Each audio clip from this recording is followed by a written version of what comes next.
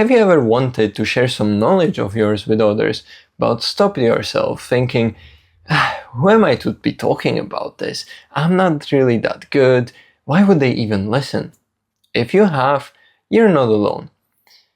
I've been in that place myself, and occasionally I still get these thoughts, but I believe that everyone has something worth sharing, and I believe that you don't need to be an expert to help someone.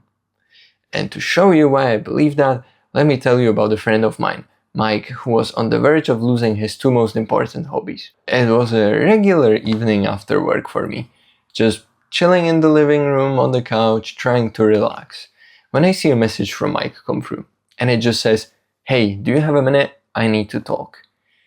Now, this is extremely uncharacteristic for him, so as I'm reading it, my stomach already tightens as I'm expecting some kind of bad news.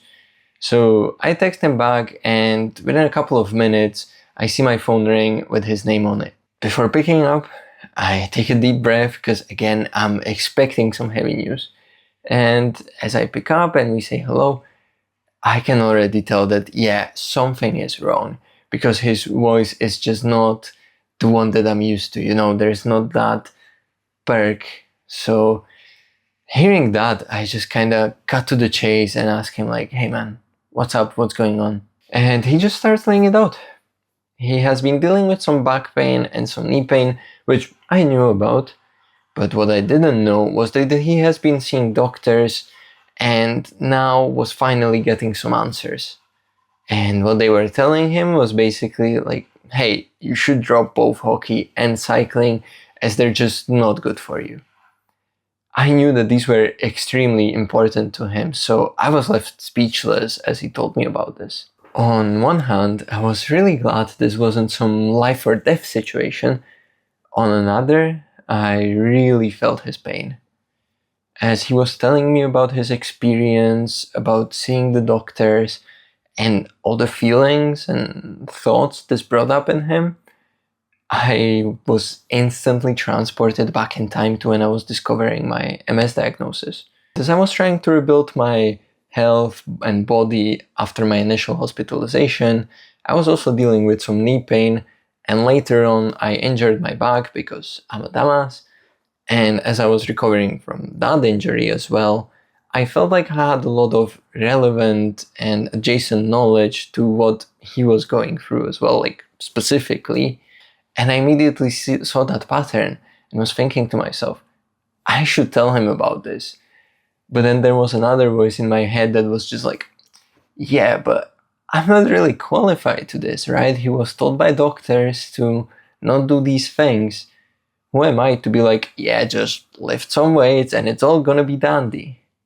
Except I didn't have to tell him that. I could just share my own story, the things that helped me, and maybe he was gonna find some value in that. So that's what I proposed. I took him through my story, obviously not all of it, as he knew parts, but I told him, like, hey man, I was scared as well. I was wondering what's gonna happen. But ultimately I decided I don't just want to roll over and give up. I decided to give it all I have and make the most out of the situation that I'm in. And it worked pretty well for me. I managed to recover my knee, I managed to patch up my back, and I'm in pretty good shape overall, probably best I've ever been. And if I managed it, I didn't see why he wouldn't. And in the end, we both eventually agreed that it's kind of the best shot that he had. So we started talking about the gym. We decided to put a plan together that he could also take to his doctor and review it with them to obviously get approval, as again, I'm not a doctor, I'm just a nerd who really likes working out and bugging people about it. But yeah, the primary focus was technique. If you're trying to recover from anything, technique is really where the money is at. But I also gave him a crash course on the other moving parts like loading, progression, and so on. I still remember what his starting point was. As we were talking, he explained that he can't really squat even with just his own body weight beyond parallel, so like 90 degrees, without feeling a sharp pain in his knee.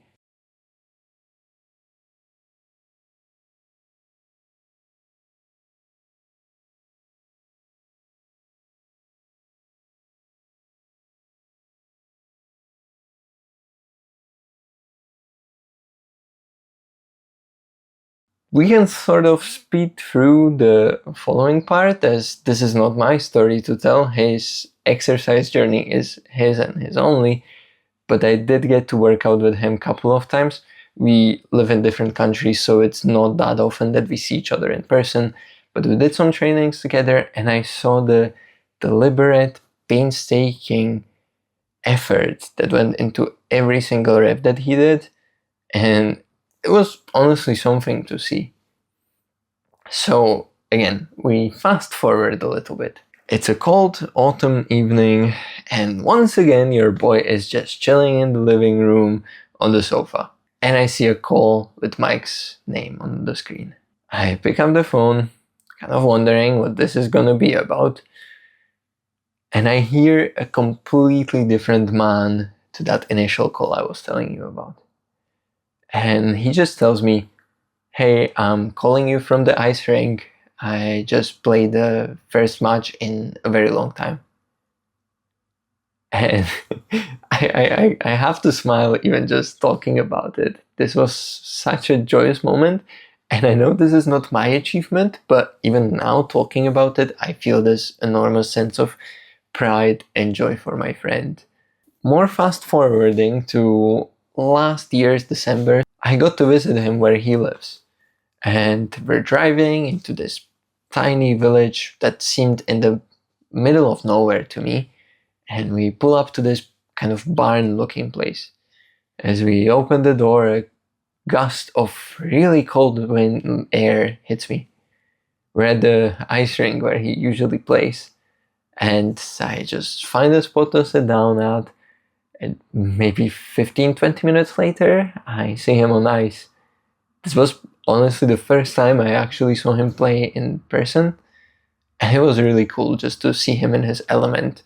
Well, saying in his element is a bit of an overstatement, as he fumbled some passes and his team got a couple of goals scored against them. But yeah, he still had a great time. It was beautiful to see him with his friends, teammates playing.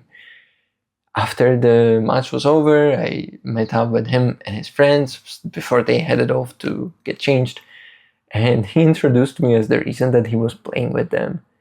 That was a big honor to me, but I heavily disagree with that. The reason that he was able to play with them is all the pain and work that he put into his own recovery and the fact that he didn't give up. But basically in those moments, both when he called me after his match and when I got to see one in person, I was just amazed at the fact that sharing my story and what I've been through, however imperfect, was a part in that recovery journey, and that I was able to help.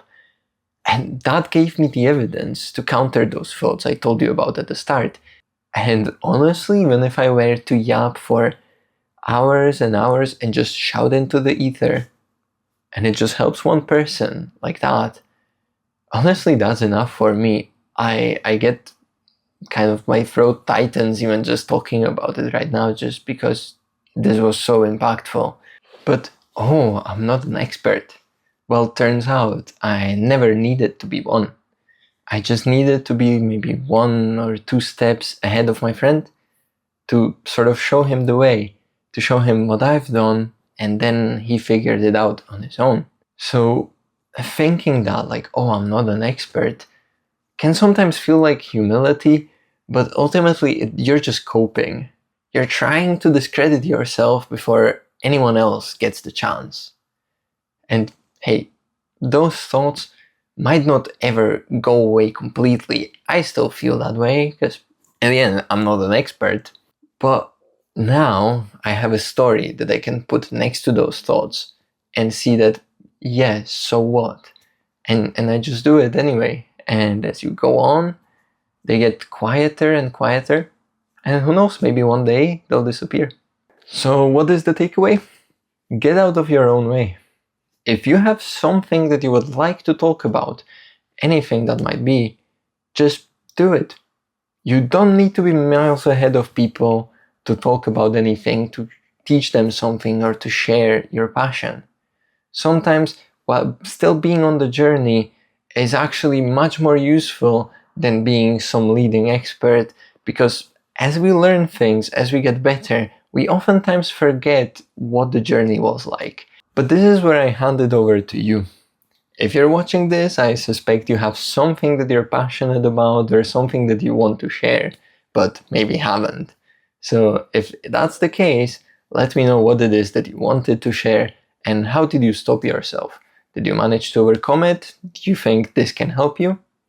I'm looking forward to hearing from you. But that's all I have for today, and I hope to see you in the future. If you found this useful, subscribe or leave a like, and until I see you again, have a good one.